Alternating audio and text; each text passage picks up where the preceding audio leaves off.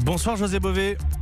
Bonsoir. Et merci d'être en direct avec nous. Vous deviez raccrocher du Parlement européen et finalement vous semblez séduit par cette liste d'indépendantistes catalans. Vous allez vous présenter en Espagne, donc José Bové. Alors je ne vous demande pas si Manuel Valls vous manquait tant que ça, mais vous êtes en tout cas indépendantiste catalan.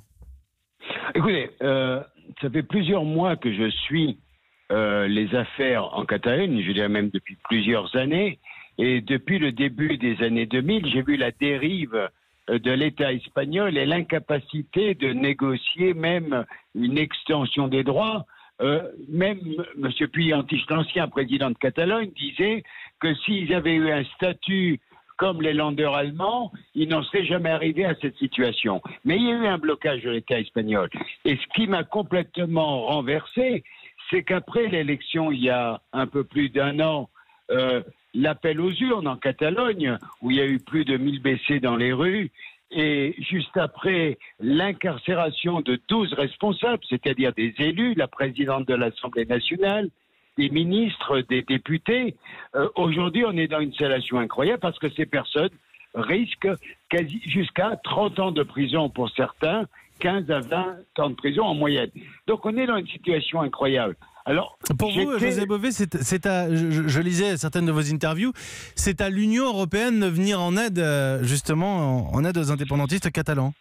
Je dirais qu'à un moment, quand on est dans un blocage tel que celui-ci, que des gens qui sont des démocrates, qui n'ont commis aucune violence, qui n'ont pas volé d'argent, qui n'ont commis aucun crime, risquent 20 ans, 30 de prison, et qu'on est dans un des pays de l'Union européenne, c'est pas possible que la Commission et le Conseil ne disent rien. Or, aujourd'hui, personne ne parle de cette situation au niveau des États.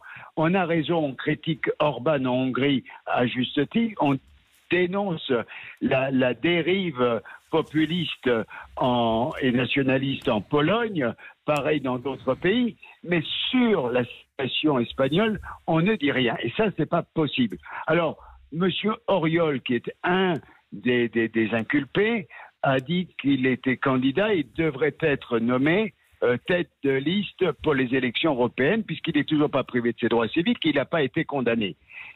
Ce que j'ai dit en sortant du tribunal, c'est que si on empêchait M. Oriol d'être candidat sur les listes européennes, eh bien moi je me proposais d'étudier la possibilité d'être sur cette liste. Ça ne veut pas dire que je serai élu au nom des Catalans, parce que c'est aux Catalans, bien évidemment, de siéger au Parlement européen. Je pense qu'à un moment, il faut montrer une véritable solidarité. Et ça, je le fais en toute alliance avec Yannick Jadot et mes amis verts, qui, eux, font la liste.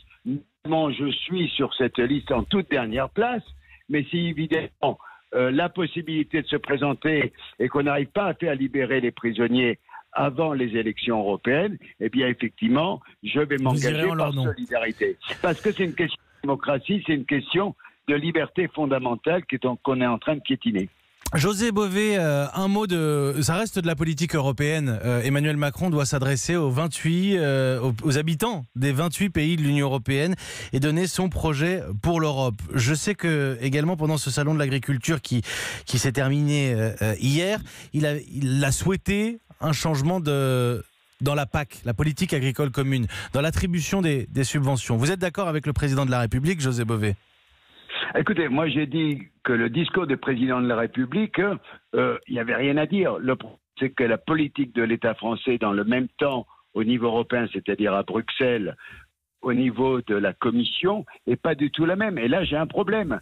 C'est qu'aujourd'hui, le gouvernement français, le ministre de l'Agriculture français, accepte la nouvelle politique telle que voulait le mettre en place le commissaire Pilogan, alors que c'est une catastrophe.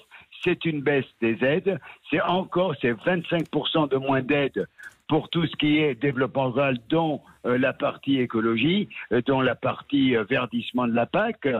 Eh bien, ça, c'est pas possible. Donc, ou c'est le discours qui prime, ou ce sont les... Mais comment vous expliquez le double discours, José Bové ?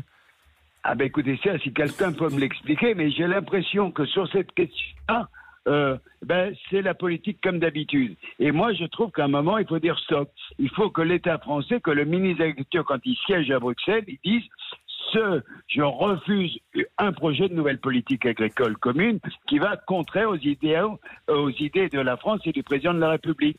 Nous, le Parlement européen, on a pris nos responsabilités. On a dit qu'on ne voterait pas cette PAC avant la fin de la saison. Eh bien, cette PAC est déjà morte et enterrée, mais c'est grâce au Parlement européen qu'on l'a fait.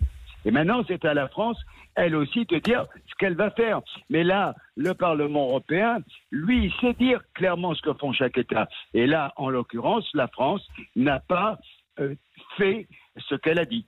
Merci José Bové. Merci d'avoir pris quelques minutes ce soir pour les auditeurs d'Europe.